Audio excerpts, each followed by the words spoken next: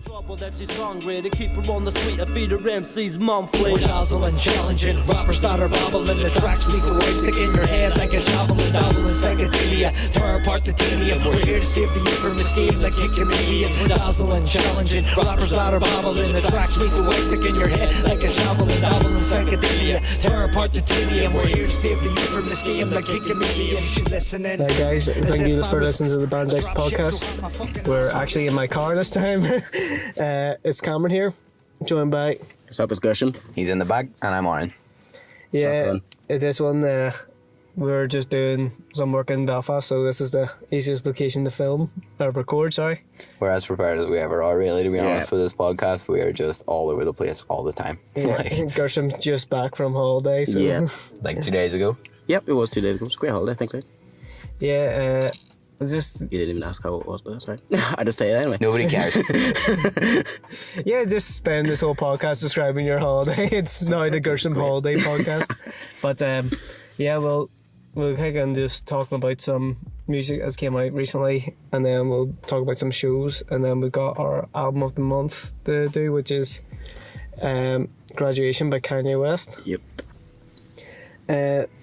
So what has been new in the scene that you guys have been listening to? So I've been listening to Waking Android. Is it Waking or Walking? I feel like I keep just putting an L into it. Waking Android dropped a track and it was insane. Like, it was one of the best tracks. That's the one with Jay Suttin and Danny Droppit. I really like Jay Sutton's verse, and that especially stands out to me. I think that's a great track. Steve Locke just dropped a track a couple of days back from the point we're recording this. It was insane. So it looks like quite an old video because there's Christmas lights in the background, but generally a really good track. I think he put out another one. I actually didn't get to listen to it because it was half 12 when I seen it, but I forgot to actually look it up. Haven't got to listen to that, but the one you're talking about, the video for it's class. So this song, that's actually a really old song, and it was one of the first Steve Locke songs I heard. I was like, wow, this guy's incredible.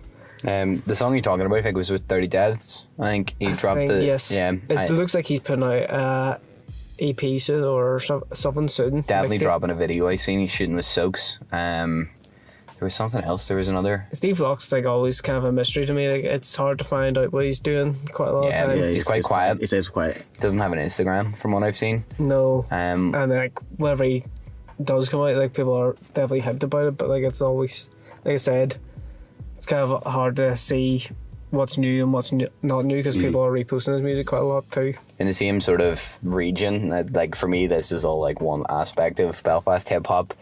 Skeet dropped a track quite recently as well. I think it was a really good track, so shout out to Skeet for that one. I really enjoyed that. We kind of skipped over Waking Android's video. Yeah, by Psy Media, really class video. They killed him. Nice stuff. Yeah, it's the video is so good. So it is.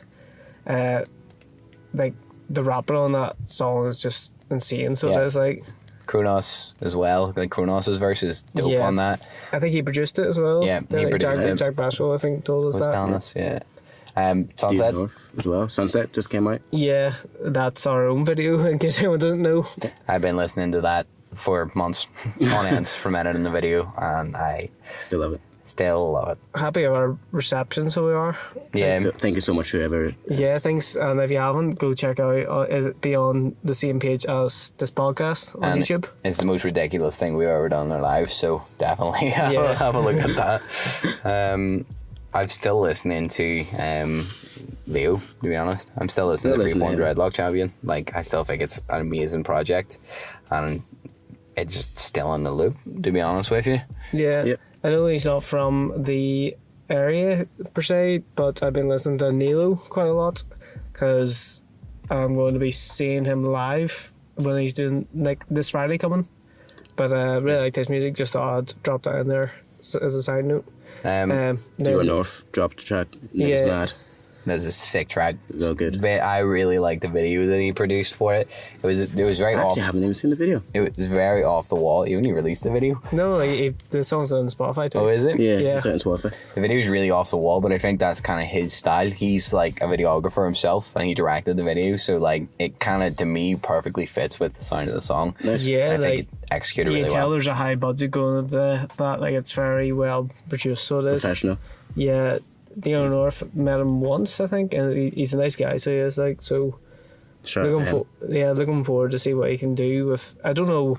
I don't fully understand how the Blackfish Collective work, or if they're going to do more songs together, or if they're just kind of doing their own thing at the minute. But I think I see on Malfield. I think he was talking about He was talking about they're quite close now, I think. Yeah, I think he was saying that there's he has an EP coming out soon. So yeah, definitely look out for that. And Nostalgic has a EP Something coming probably, soon.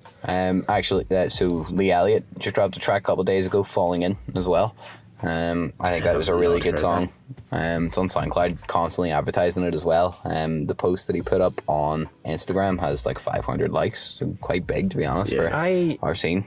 Really good. I didn't actually see that, so I didn't. I haven't heard that either.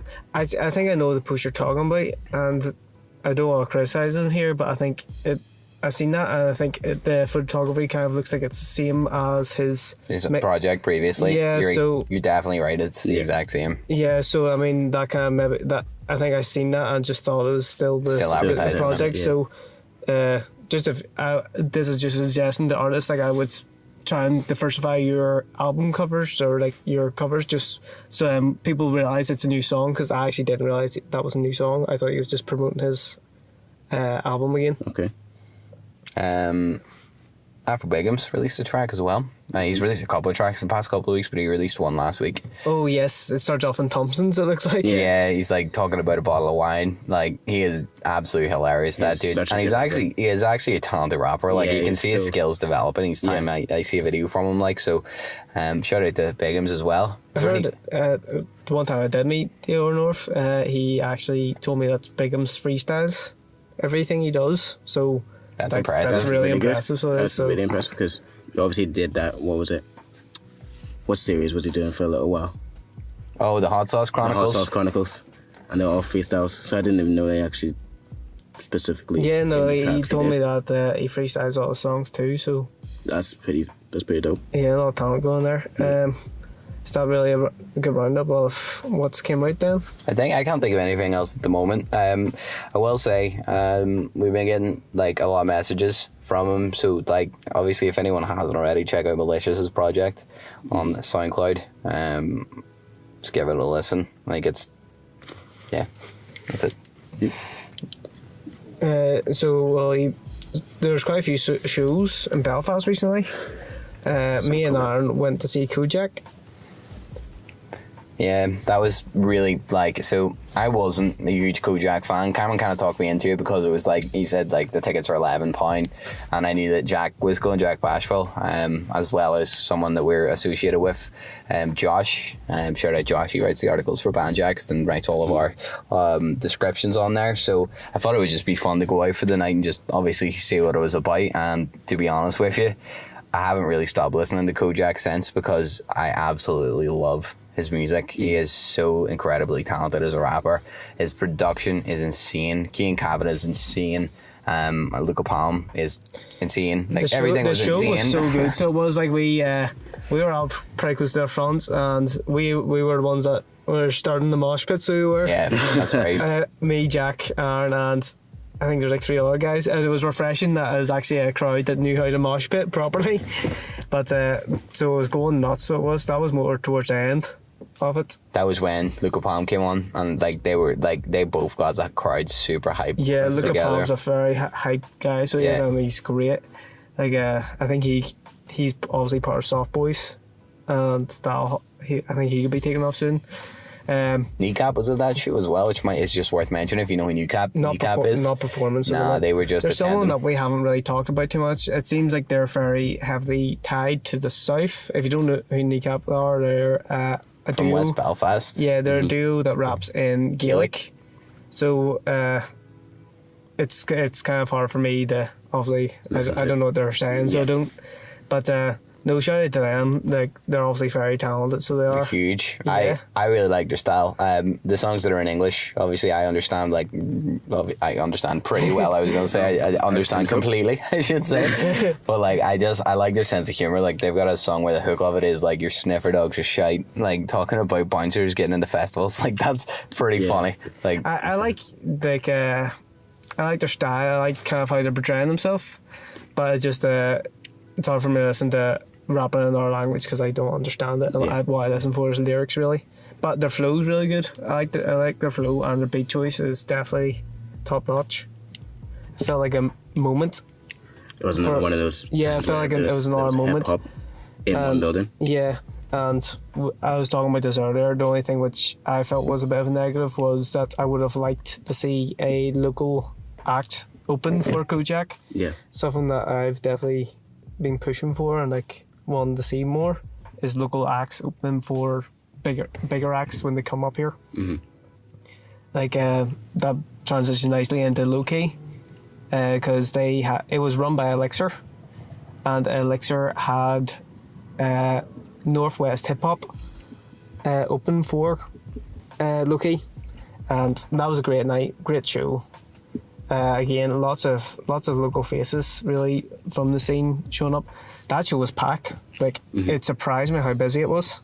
And Elixir always do other shows. Yeah, like I think this was just another level for them. Really?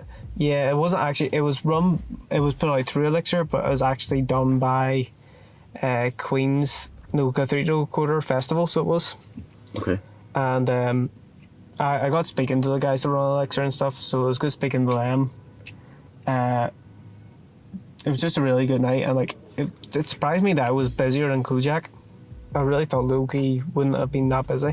Kojaque felt busy enough, to be honest with you, for like Limelight. It was in Limelight 2, which for us was, we both thought was a bit strange because I've never been to a concert in Limelight 2. It's always in Limelight 1. And I thought it was busy enough for that bar. Don't get me wrong, it was busy, but like Kojaque or Low-Key sold out the OEM Music Centre. I think the OEM Music Centre's a bit bigger than Limelight 2. I think so. You're probably correct. And like it just kind of shocked me that it was so busy, and like it was like I couldn't have got to the front if I tried. I was okay where I was, I was just hanging back, so I was. Yeah, it wasn't an issue at Kojaque at all. Like, you could just walk through the crowd and get there. Yeah. There was a lot of shows that have also been announced recently. So there was coming up. Yeah, there was was it Northwest Hip Hop announced that show, like it's got like Steve Locke, Jay Yes, Sutton. I seen that. I was actually busy at the time when I seen that. I was just kind of looking at my phone, so I forgot like actually read up on that. But that's in Voodoo, so it is. I believe Steve Locke, Jay Sutton, Northwest Hip Hop. I can't remember who's opening. I can't remember who the Willie G not is on it too. opening. Sorry, yeah, Willie G. G's the headline, is he not? Yep. Jay Sutton. Oh, there's a Maz up here. Right up there. There's actually, it's actually another one I'm thinking of, but that is also one there, obviously. But yeah, so that's a show. Then there's one in Voodoo coming up with Steve Locke and Jay Sutton as well. They're the two names I remember sticking out to me in the lineup. Leo Miyagi, he has a show down in Dublin. I think that's something that we are trying to promote as well, but like if guys from Belfast have shows elsewhere. Yeah. So Leo has a show down in Dublin, the GPO. That's this Friday. Dina He's performing at that. Yeah, she's also performing that. There's the next Elixir, Women's Work. So like this is an all-female Elixir. Haven't seen too much about that, to be honest with you. No, I think they've been trying. I haven't seen too much about it. They give me flyers whenever I was at Elixir, so I had all the information. So I think they're just trying to get Low-Key out of the way, get that sold out, and that now they'll probably start Promoting that. Yeah, Nice. it's I put it up on the website, but again, that was a late on Sunday night, so I was rushing. Shambles Boy announced this gig as well. Now this is quite fresh, so this could change quite a bit, I think.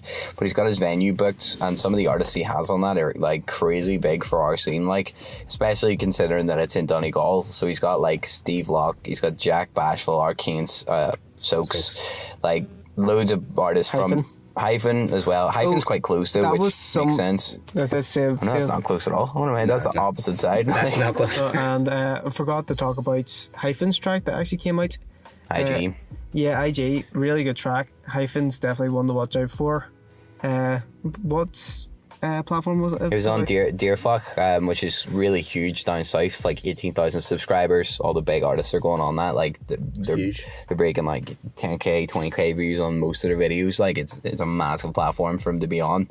And the video I think is actually pretty good as well. At times it can be a bit dark, but generally I think the video is really well executed and sort of gets across the image he's going for. And as Cameron said, like one of the best rappers in this scene in my opinion. Like I think he's insane. Yeah, you definitely see progression. So do From the first time I heard him. 100%. Does he not only have like 3 songs out as well? Like he doesn't have a big discography to work from. Like but like I mean, you still see definitely coming, like big improvements. It's very good building up hype for a song as well. Like there's a lot of he managed to like jump up the followers quite a lot just by building the hype for this song. He does, yeah. He does a lot of networking and promotion in that way too. Like he'll message people on Instagram and get everyone to post it and stuff, which is a really effective method. So obviously going back to shows, is there anything else that we've sort of left out? I think those are the real ones that I've noticed, obviously, in terms of the local scene. I think Creating a Space are working on a show. I don't think it's been announced yet, but I seen someone put up on a story saying that they were ready for the next one. Yeah. But I don't think they've got a venue or anything like that just yet. Well, I think it's the Menagerie is their... That's their go-to. Yeah. It is something that we're obviously working towards as well. So how many times do we have to say this? we're not gonna put deadlines, and we're not gonna say where it is. We're not gonna say anything else, but we're Closer. working on it. We're It's closer. Every day, closer. We've made no progress, but it's closer. So that's all I really think we need to talk about with the local scene in general. To be honest with you, I don't think there's anything else unless you guys have anything. No, not off the top of my mind. Again, sorry if we left that one off. This was very abrupt, like podcast. Yeah. We went straight from like somewhere else to this podcast in a car. Yeah, like, and we're also kind of looking at people like we might get kicked out of this car park we're in right now. But we'll just see what happens. So you might hear an engine turning on soon. See belts clicking. So we can move on to talking about our album of the month then. Yep. Which was Gersham's album of the month. So I feel like it's only right that you go first, Gersham. Okay, that's all right. Yep, Kanye West, Graduation. I love this whole album. It made me.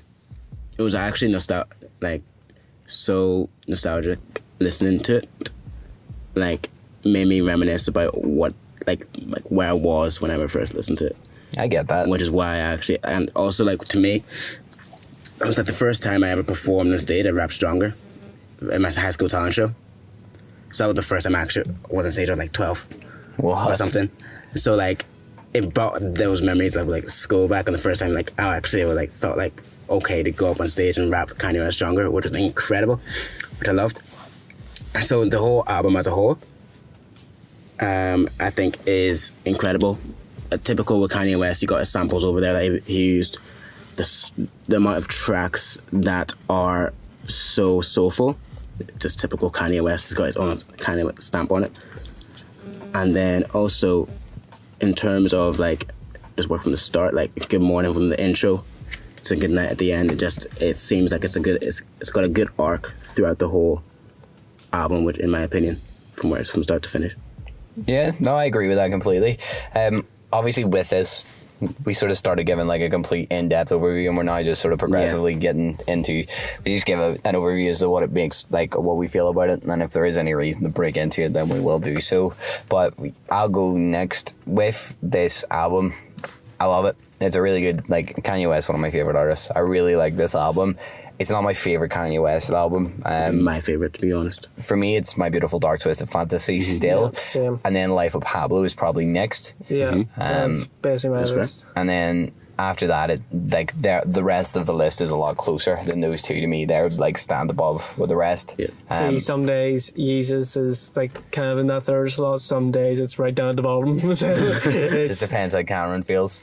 In terms of the album itself, you can see why this was really... this was a big turning point for Kanye in his career. Like, this is where he went from being like fairly underground to being like one of the biggest artists in the world. I think this was the start of the curve for him, and you can see why. Like some of the sampling, like the construction of the music. Stronger's still probably his biggest song. Yeah, I would Like- say so. But even like not even you don't even need to look at like those Can't Tell Me songs. Nothing was incredible. Good Life as well. Like those are all legacy songs Yeah. that we're talking about Yeah. here. Like everyone, like nearly everyone, you could play that song and be like, "Who? Like, do you know this?" And most people in the street would be like, "Yes." Everyone could sing along to that. Yeah, I want to touch on Homecoming because I remember the first time listening to it, like I was young and I was like, whoa, he's talking about this city. But also though, Homecoming is actually a re-release. He has actually released a song called Home from one of his previous projects. It wasn't it was like a mixtape with John Legend. It was much more soulful, had like more of like a choir and like John Legend's like vocals, like, and his like ad-libbing was throughout the whole track. So I only found out after I actually heard Homecoming, and then I found out it was Home, and I was like, oh, I actually prefer Home to be honest over Homecoming. But it's personal to me. You already know, guys. I was talking 3 episodes about watching a movie about Coldplay. I am a Chris Martin fan. I love it. I think Homecoming's a great track.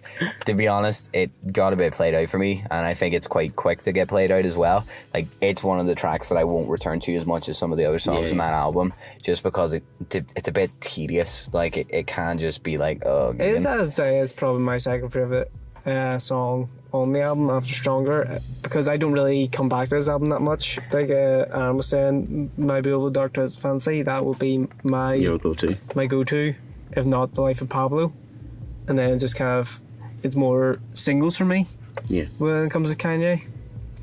I think Good Morning is just a class track too. It's amazing. Like, that's a really great way to open an album. Yeah. Good Morning. Like, that's... don't think It feels amazing. I don't feel like there's really bad songs on this album. I feel like there's definitely very strong songs and then weaker songs. But like, to me, this is definitely the best out of the beginning of Kanye's career, sort of. I think is it referred to as the Teddy Bear Trilogy? Teddy Bear Trilogy. Like Graduation, and then College Dropout. Late registration. But so I would say it's my favorite out of that. Like the production on it's insane. Did Kanye produce everything on it, or? I'm not too sure actually, but I know The Good Life. Like I think he had help on a lot of songs with no ID. I think he was. Yeah. On like The Good Life, I watched the construction video actually on it. Didn't even realize that he sampled Michael Jackson's Pretty Young Thing in The Good Life, and actually it's not the beat. He actually sampled his voice and made the synths that it sounds like a synth. Yeah. In the song, that's actually Michael Jackson's vocals that is pitched up and like slowed down. And Kanye is kind of like he does weird things like that with vocals vocals samples, quite a lot. it's It's pretty cool. I remember I didn't watched the realize that videos where they talked about Kanye West.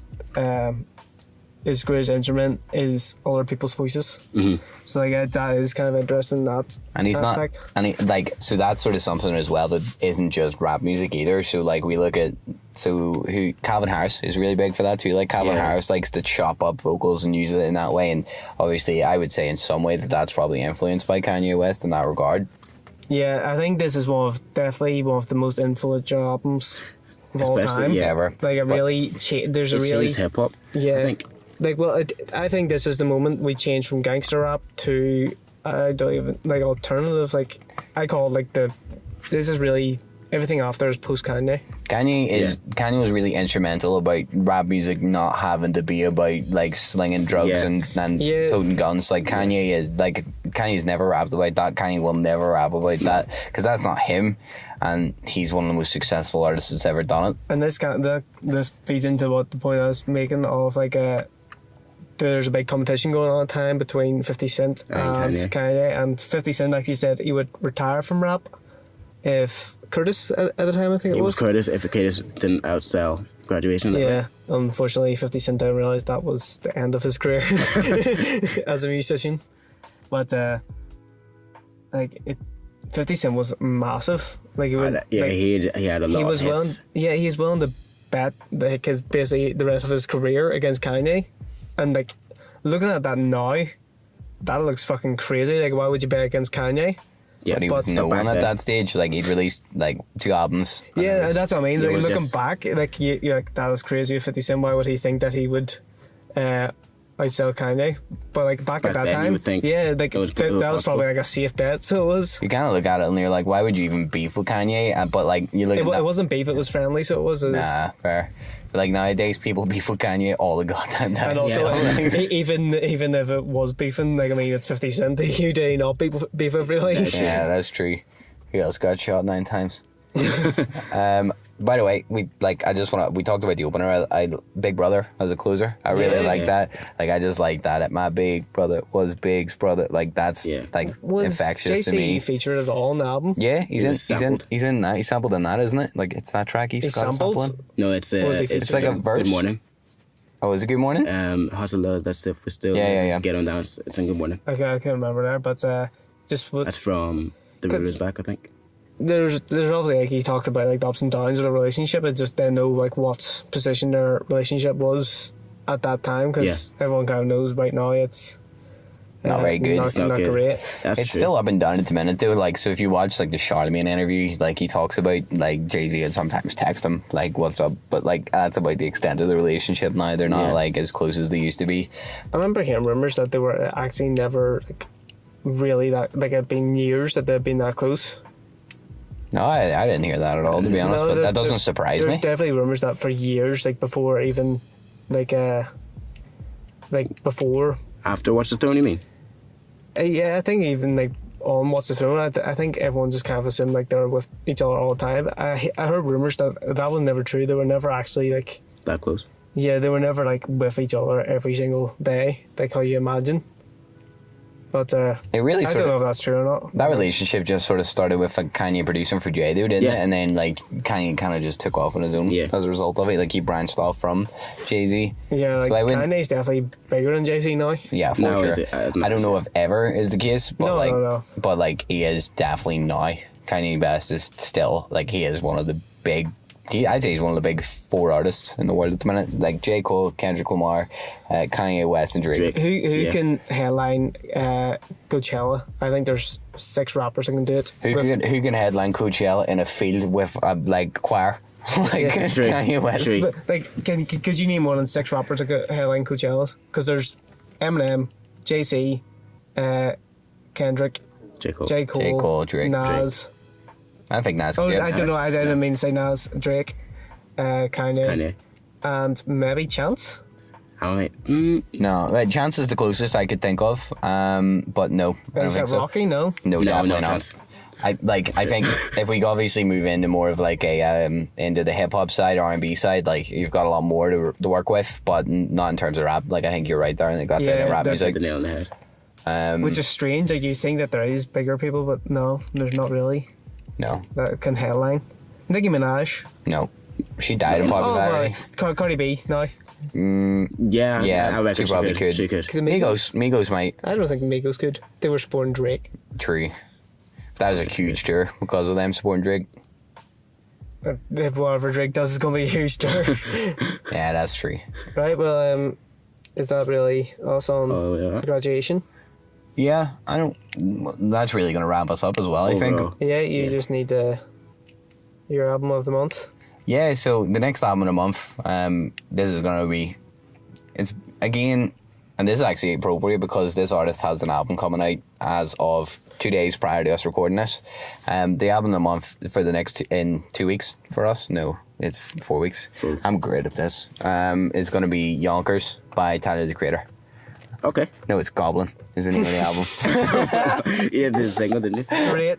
So that's twice Aaron's now suggested the name on the album. He doesn't even know the name, just the single name. Because he did the same with Mac Miller. But when he said self-care. self-care. Can we refuse self-care?